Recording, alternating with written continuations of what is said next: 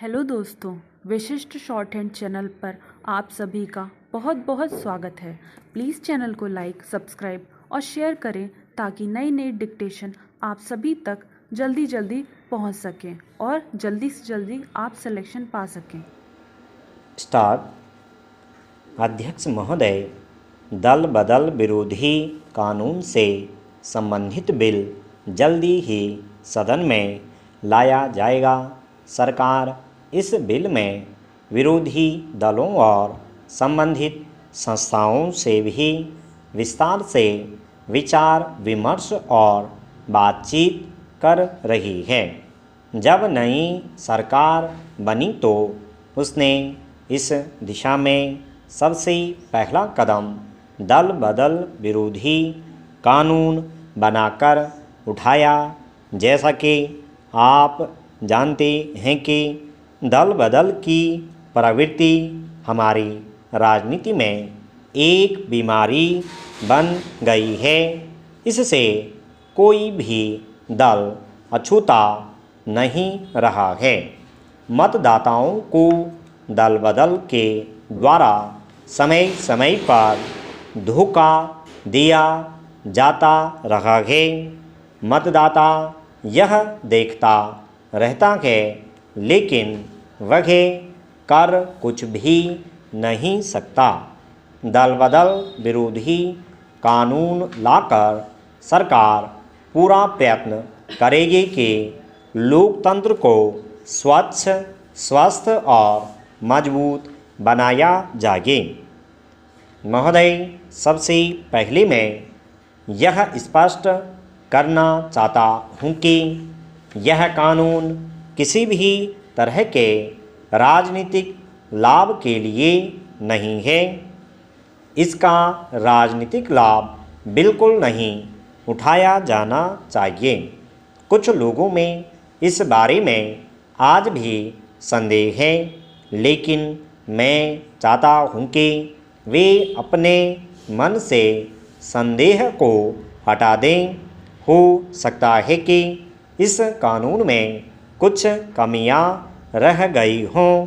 इन कमियों को आपस में विचार विमर्श द्वारा दूर किया जा सकता है।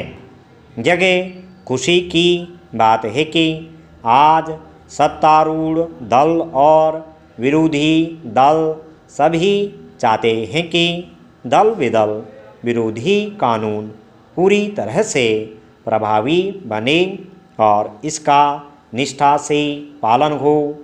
एक अन्य सदस्य ने कहा था कि देश के वर्तमान राजनीतिक ढांचे के लिए दल बदल का खेल हमारी राजनीतिक मान्यताओं को कमज़ोर करता जा रहा है। अतः इस कानून को जल्दी से जल्दी लागू किया जाए। इसमें शक नहीं है कि दल बदल विरोधी कानून का सभी जगह स्वागत हुआ है, लेकिन यह आवश्यक नहीं कि यह कानून किस दिशा में पूर्ण रूप से दोष मुक्त हो। समय और परिस्थिति के अनुसार इसमें परिवर्तन लाना अनिवार्य है। कभी कोई चीज़ स्थायी नहीं रहती।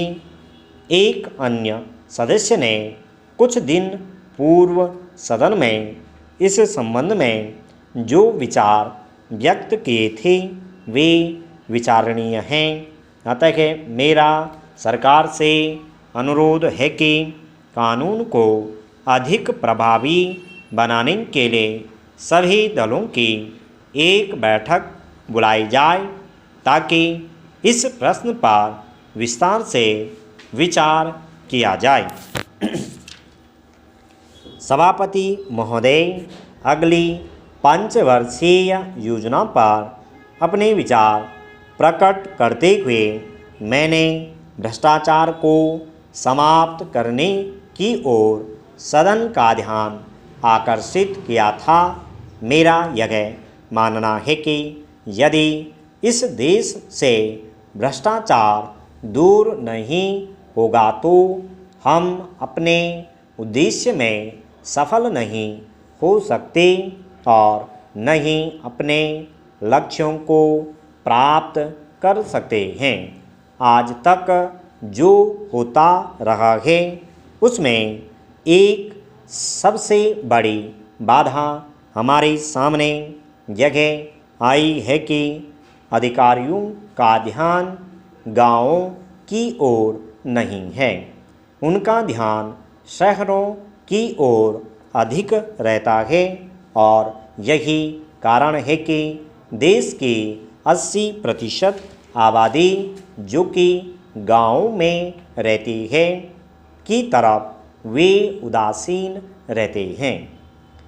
महोदय, मेरा सबसे पहला सुझाव यह है कि सरकारी अधिकारियों को समय समय पर गाँव में जाकर वहाँ के लोगों की समस्याओं की जानकारी प्राप्त करनी चाहिए और उनकी कठिनाइयों को दूर करने के प्रयास किए जाने चाहिए। कुछ ऐसी व्यवस्था होनी चाहिए जिससे कि हर अधिकारी प्रत्येक वर्ष कुछ दिन देहातों के अंदर जाकर रहे और उन लोगों के सीधे संपर्क में आए। इससे योजनाओं को कार्यान्वित करने में बहुत सहायता मिलेगी। एक दूसरा सुझाव मैं यह देना चाहता हूँ कि अधिकारियों को काम करने के लक्ष्य दिए जाएं और ये लक्ष्य निर्धारित समय में पूरे किए जाने चाहिए। जो अधिकारी निश्चित समय के अंदर उन लक्ष्यों को पूरा कर लें उन्हें प्रोत्साहन दिया जाना चाहिए और जो पूरा न कर पाएँ उनके मामले में समुचित कार्रवाई की जानी चाहिए। महोदय, आज चारों ओर से यह कहा जा रहा है कि स्थिरता नहीं है। स्थिरता के लिए शांति और व्यवस्था का होना बहुत आवश्यक है। यदि देश में शांति और व्यवस्था होगी तो हमारी योजनाएं भी सुचारू रूप से चल सकेंगी।